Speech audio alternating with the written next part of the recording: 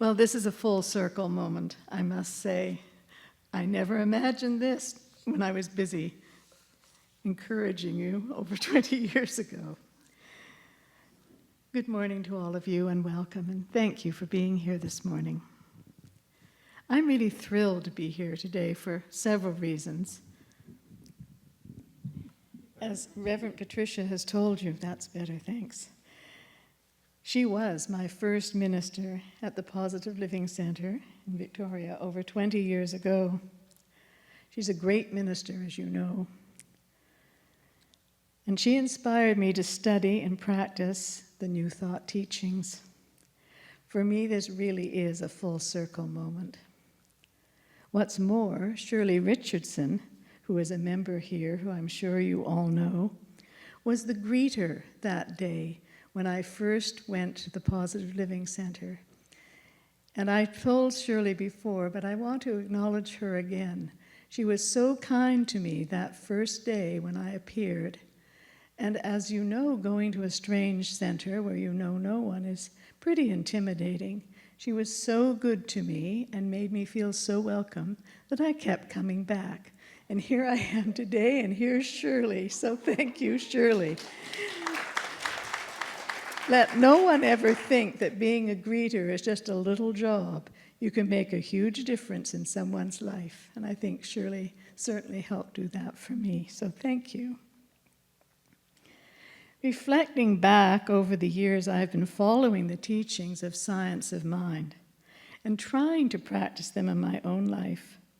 I realize what a huge difference they have made in how I approach everyday living. In earlier years, I was a worrier. I felt that I was pretty much at the liberty of whatever circumstance showed up in my life. I believed in God or a greater power, but had never given much thought to how I related to that God or how that God related to me, in fact. In fact, I didn't give much thought to God at all for many, many years.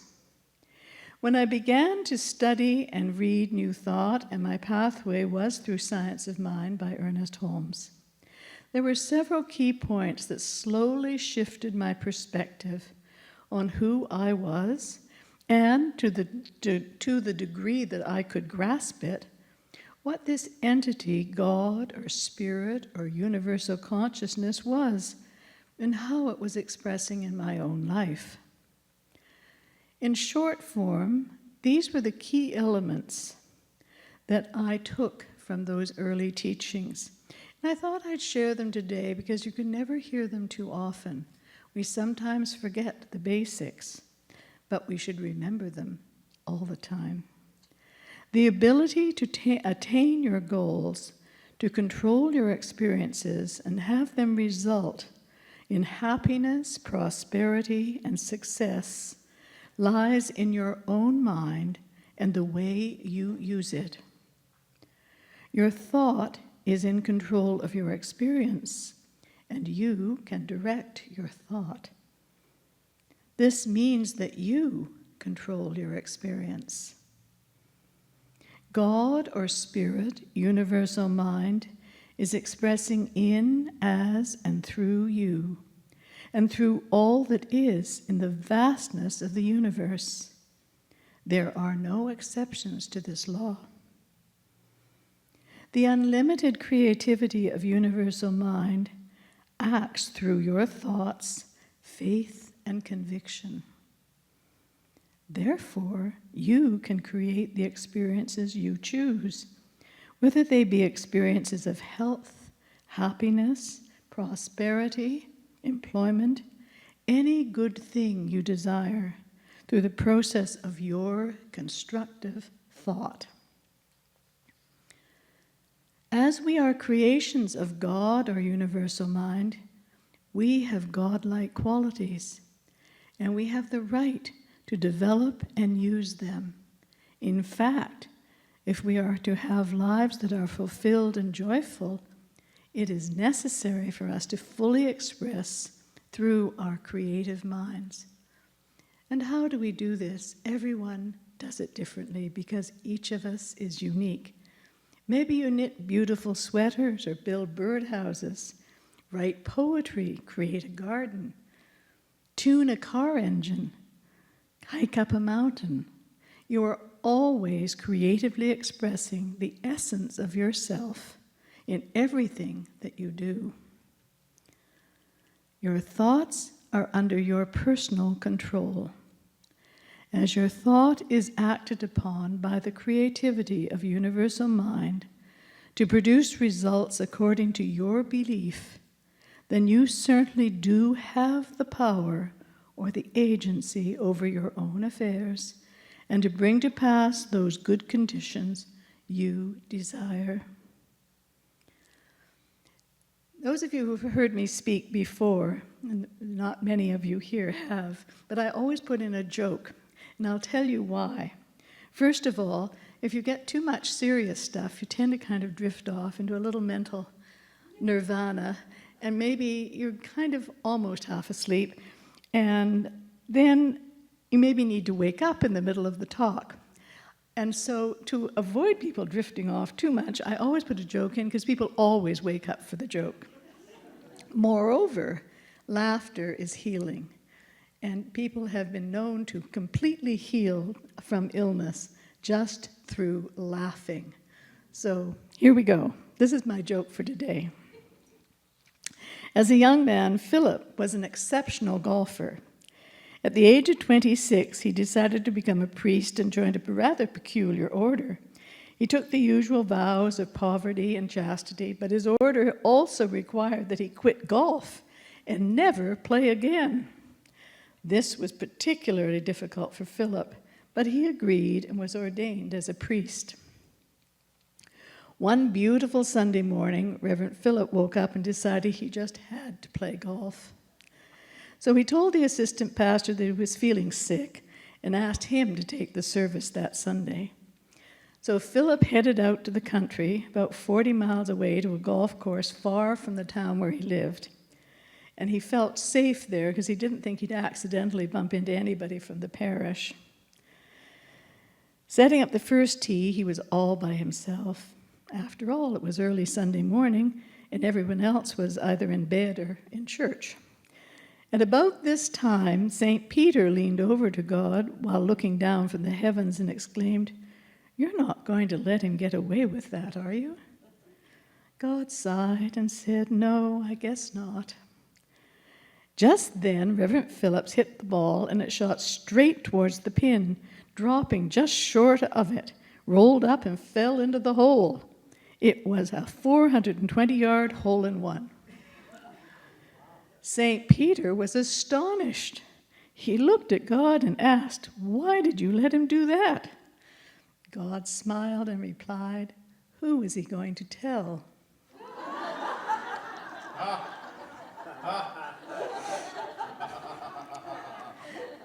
So you're all awake again now.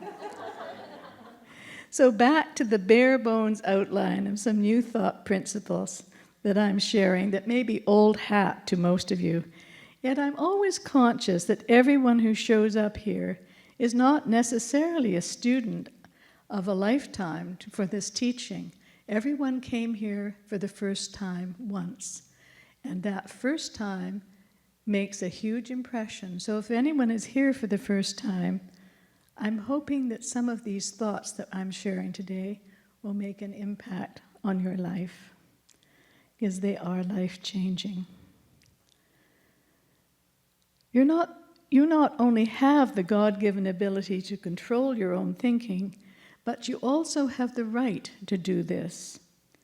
This one concept is so impressive and radical when you first encounter it that it alone can transform your life. I'll say that again. You not only have the God-given ability to control your own thinking, but you also have the right to do this. I want to share the story of a person who followed her dream and in spite of many obstacles became the person she envisioned herself to be. Stefani Geminetta was born in 1986. She was bullied through school and called the germ. Labeled as weird and an outsider, she struggled to make it through school. What kept her going was her love of music, both singing and playing the piano. She sang at open mic nights and auditioned for many events with numerous rejections. Later, she was sexually abused and suffered from PTSD. Despite all these setbacks, she continued to believe in her passion and purpose for being here. Today, we know her as Lady Gaga. She is recognized for her many philanthropic causes, including those of the LGBTQ community and other marginalized groups. She has been an advocate for mental health issues, women's causes, and civil rights in general. Lady Gaga is an excellent example of someone who has found her inner power and passionately lives her purpose out loud. In our teaching, we recommend that everyone find a quiet time each day, preferably morning and evening, in which to take the time to communicate with your real self, that spiritual essence that is the real you. In your quiet time, if you pray, do not ask for things or conditions, but name them and accept them as already belonging to you. After 20 minutes in this quiet meditation and visioning, you will feel relaxed and full of energy. Many of you may have experienced manifesting certain events or relationships or physical things in your lives. I'm going to share a few of my experiences with manifestation. And I must tell you, I wrote this talk before I realized that you're having a session on manifestation this afternoon after this service, so this may be quite timely. Long before I knew a thing about New Thought, I was attending a seminar and looked out the window of my hotel room and saw the most beautiful red Fiero sports car. It was love at first sight. I said to myself, I am going to own that car. Let me explain. I was about 40 at the time and recovering from an unhappy divorce. That car was going to be the cure. Well, be darned if my old car, a broken down Honda, didn't need to be replaced. And there on the lot, believe it or not, was a red used Fiero with black and white racing stripes. Whew. I drove it for several years until the engine fell out in the middle of Wellington Street in Ottawa in front of the U.S. Embassy and nearly caused an international incident. I loved that car. When I was doing practitioner studies with Reverend Kim, who Pat and Shirley also both know, I envisioned meeting a man who I saw sitting in my father's old chair, someone like my father. And a few weeks later, I met someone I had known in high school, and we dated, lived together, and married a few years later. I always said I manifested Rick into my life. And there is much more to this story. Reverend Pat knows this story.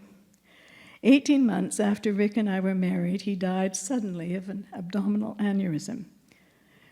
We had created a beautiful garden at our home, but his children were to inherit our house, and I moved back to my old house, leaving the garden behind. Several years later, I was in a relationship with a friend of Rick's, dear David, who is here today. We decided to live together and looked for a house. We put in an offer on a house, and it was accepted. That same evening, I received a call from the realtor who had sold the house with the beautiful garden. He said, "Do you know your old house is on the market? Are you interested?" We went to see it, and David and I agreed that although it had not been well cared for by the interim owners, it met our needs. This was during COVID when prices were soaring. To our astonishment, the house was in such bad shape there were no competing offers. In December, I was out with a friend in the garden ripping up the landscape cloth and bark mulch the sellers had used to camouflage all the weeds. I don't think they ever weeded in 5 years. And when spring came, all the beautiful flowers and bulbs that had been planted there came bursting into bloom. It was like a welcome home party for David and me. It's kind of a miraculous story. I love telling it, because I think it is truly the power of love and manifestation. It happens. It really does happen in real life. And I have more of these stories. In case you think this is just stuff that you read in books, it really happens to real people. I want to share the story of Reverend Kim, one of my teachers who Pat knows well. When her elderly aunt died, she began to take a friend of her aunt's, a man who was the aunt's neighbor in the care facility, out for weekly drives to shop and visit the mall and have a lunch out. This man was diabetic, wheelchair-bound, and had both his legs amputated. Kim didn't know him well, but knew that her aunt had been pretty much his only friend. About a year after they had been doing these weekly trips, they were at Tillicum Mall in Victoria. There was a display of real estate listings. They were enjoying looking at them and commenting on the various features that each of them had, when this man said to Reverend Kim, "Would you like to own a condo?" Kim said, "I would love to." She was living in a tiny apartment in James Bay at the time that she rented. He said, "Find one you like and I will buy it." And he did. Kim moved into a lovely 2-bedroom condo with a fireplace. A year later, her car broke down. Her friend said, "Well, you can't take me out every week if you don't have a car." So he bought her a brand new car.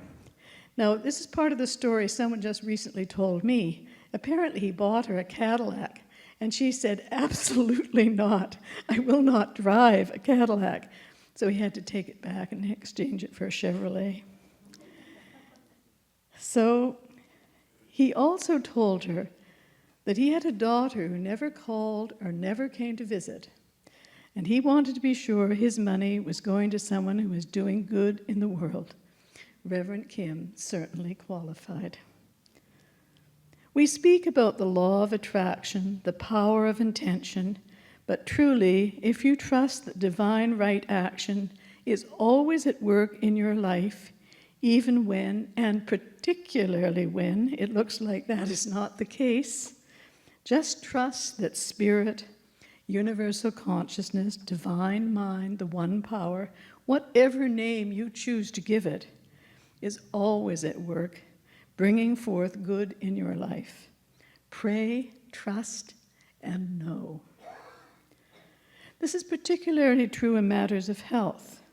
To a large degree, your bodily condition is governed by your thought processes. This concept is now fully supported within the medical profession.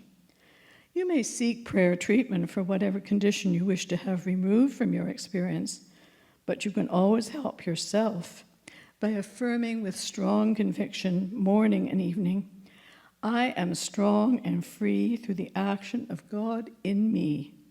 I am well and successful in everything I do." You truly are the architect of your life, your experiences, your well-being, and your relationships. Think about how you happen to be here today. Many decisions in your life have led you to choose to be here this morning. We are always at a point of choice. Knowing this, it helps to trust that that divine power of spirit that lives within you and is expressing as you is always leading you to make right choices and support you in every aspect of your life. I want to close with a lovely affirmation from Ernest Holmes. "I know that in the consciousness of the divine nature is the supply for my every need, physical, mental, or spiritual, and I accept that supply in deepest gratitude. I am thankful that this is the way life fulfills my needs, through the doorway of my inner self, and I am thankful that I know how to use this perfect law. I come to this great fountain of supply in the very center of my being, to absorb that for which I have need, mentally and physically, and I am filled with the sense of reality of that which I desire. I permit this awareness to flow into my world and thought and action, knowing that it brings peace, harmony, and order all around me. There arises within me renewed faith in the limitless resources of the divine presence, the perfect law, and there is now right action in all my ways. And so it is.